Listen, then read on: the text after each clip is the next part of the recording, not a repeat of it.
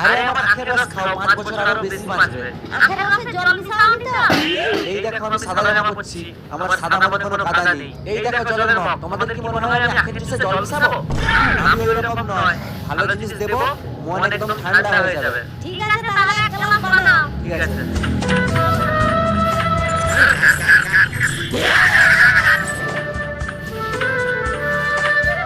ধরো। আখের রসটা মিষ্টি লাগে না কেন?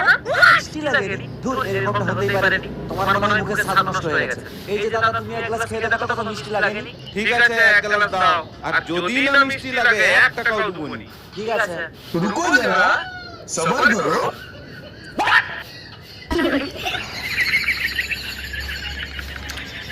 হ্যাঁ, ভালোই তো মিষ্টি লাগছে।